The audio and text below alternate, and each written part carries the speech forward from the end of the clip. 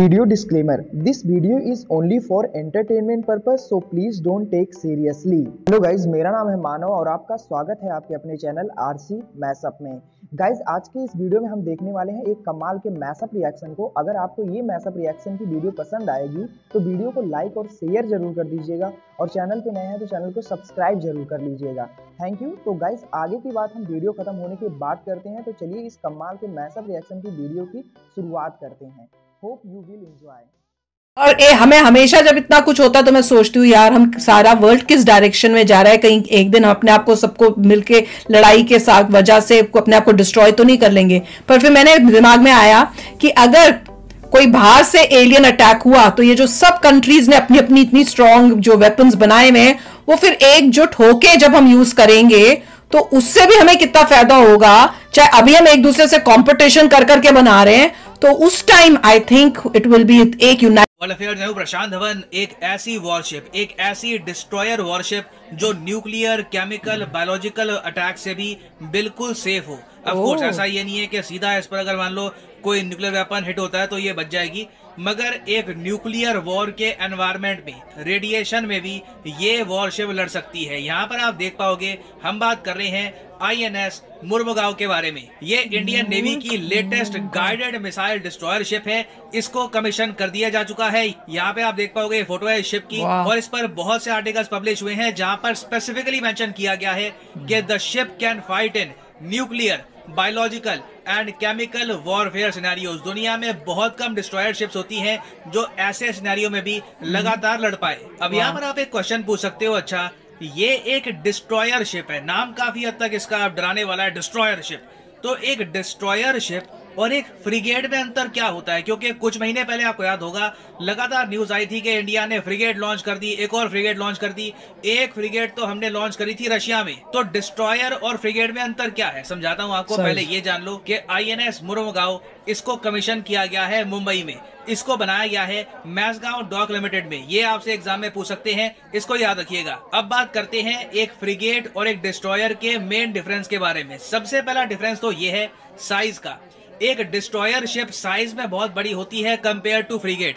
अगर मान लो कि एक एवरेज फ्रिगेट का डिस्प्लेसमेंट वेट होता है 3000 से लेकर 4000 टन, तो आप अगर एक डिस्ट्रॉयर शिप को देखोगे तो इसका डिस्प्लेसमेंट वेट 7000 से लेकर 8000 टन तक पहुंच सकता है। कुछ केसेस में कई देश है, फॉर एग्जांपल चाइना है, चाइना के कई डिस्ट्रॉयर आपको मिलेंगे 11000 से लेकर 12000 टन डिस्प्लेसमेंट वेट के। और अब आप समझ सकते हैं कि एक शिप जो साइज में बड़ी है, जिसका डिस्प्लेसमेंट वेट ज्यादा है, तो उसको छोटी शिप से बहुत बड़ा एडवांटेज ये मिलता है कि ये शिप कैरी कर सकती है ज्यादा मिसाइल। और इसलिए डिस्ट्रॉयर में आपको ब्रह्मोस के बहुत सारे मिसाइल मिलेंगे, ब्रह्मोस के नेवी वेरिएंट के मिसाइल। उसके अलावा यहाँ पर एक बेहतर रेडार भी आप कर सकते हो प्लेस, क्योंकि जितना बड़ा आपका रेडार होगा, जितना एडवांस रेडार होगा, उतना प्रॉपरली आप अपने दुश्मन को कर पाओगे डिटेक्ट। और साथ ही साथ जो आपको स्पेस मिलता है ना, वहां पे आप स्टेल्थ फीचर भी कर सकते हो। मतलब कि आपकी वॉरशिप दुश्मन के रेडार या फिर सोनार पर बहुत मुश्किल से आएगी। और फ्रिगेट को यूजुअली हम इस्तेमाल करते हैं छोटे ऑपरेशंस के लिए,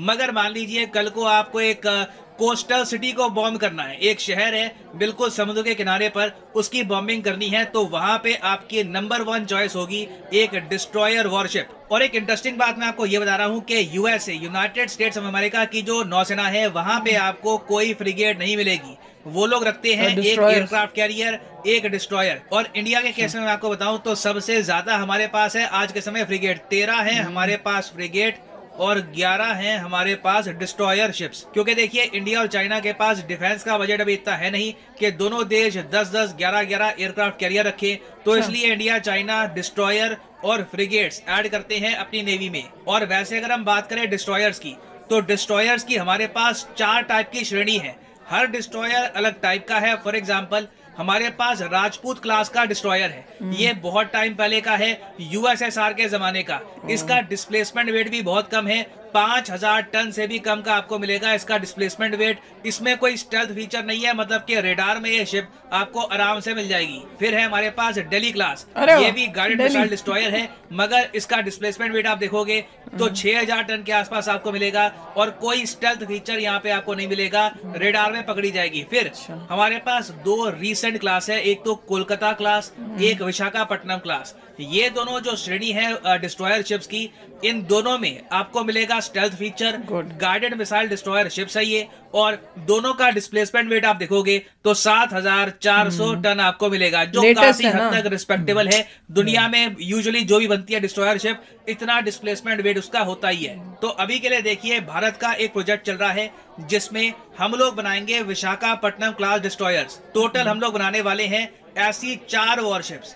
एक बन चुकी है, कमीशन हो चुकी है, INS विशाखापट्टनम, और एक अब कमीशन हो चुकी है, INS मोरमुगांव। टोटल कॉस्ट है इस पूरे प्रोजेक्ट की 3800 करोड़ रुपए। जी हाँ, तो इसका मतलब ये हो गया कि एक डिस्ट्रॉयर की कॉस्ट आ रही है ऑलमोस्ट 9000 करोड़ रुपए। तो जो ये वॉरशिप हमने करी है अभी कमीशन, इसकी कॉस्ट 9000 करोड़ रुपीस है, 1.1 बिलियन डॉलर्स। और जब आप 1.1 बिलियन डॉलर खर्चते हो सिर्फ एक वॉरशिप में, तो आपको बहुत सारी सहूलियतें मिलेंगी। बहुत बड़ी वॉरशिप है, तो यहाँ पे आप 2 ध्रुव हेलीकॉप्टर या फिर 2 सी किंग MK-42 भी हेलीकॉप्टर कर सकते हो प्लेस। इससे सबमरीन हंटिंग में भी आपको हेल्प मिलेगी। उसके अलावा इस डिस्ट्रॉयर शिप की रक्षा के लिए हम यहाँ पर 32 बराक 8 मिसाइल भी करते हैं डिप्लॉय। याद रखिएगा, बराक 8 मिसाइल अटैक करने के लिए नहीं है, ये एक डिफेंसिव मिसाइल है। और अटैक करने की वैसे अगर हम बात करें तो 16 आपको मिलेंगे यहाँ पर ब्रह्मोस एंटी शिप मिसाइल। उसके अलावा वेरियस और मिसाइल यहाँ पे और हैं, लैंड बॉम्बिंग के लिए, किसी सिटी को बॉम्ब करना है उसके लिए, और कल को मान लीजिए आपको यहाँ पर कोई स्पेसिफिक और मिसाइल डालना है तो वो भी आप कर सकते हैं, क्योंकि स्पेस बहुत ज्यादा यहाँ पे आपको मिलता है। मगर चाइना से हम कंपेयर करें अपनी वॉरशिप्स को तो हम लोग बहुत ज्यादा पीछे हैं। चाइना के पास टोटल डिस्ट्रॉयर कितने हैं? 50, फ्रिगेट्स हैं इनके पास 43। हम लोग चाइनीज नेवी से आज के समय बहुत ही ज्यादा पीछे हैं। कल को अगर भारत और चीन में जंग होती है, चाइनीज नेवी बड़े आराम से इंडियन नेवी से निपट सकती है। ऑफ कोर्स हमको अगर हेल्प मिलती है किसी और कंट्री की तो हम कहीं से फाइट पुट अप कर सकते हैं, नहीं तो ओवरऑल नंबर्स के मामले में आप अगर देखो तो चाइना बहुत आगे निकल चुका है। उसके अलावा जो इनकी डिस्ट्रॉयर शिप्स है उनका डिस्प्लेसमेंट वेट भी 11000 टन के आसपास आपको मिलेगा। तो मतलब कि चाइना की वॉरशिप्स में ये लोग ज्यादा मिसाइल भी कर सकते हैं डिप्लॉय। मगर दूसरी तरफ अगर हम कंपेयर करें अपनी डिस्ट्रॉयर शिप को पाकिस्तान के साथ, तो पाकिस्तान के पास आज के समय गिनती की 2 डिस्ट्रॉयर शिप बची हैं, वो भी बहुत ज्यादा पुरानी है, 1970s के टाइम की है, और इनका जो डिस्प्लेसमेंट वेट है ये भी 3000 टन के आसपास है।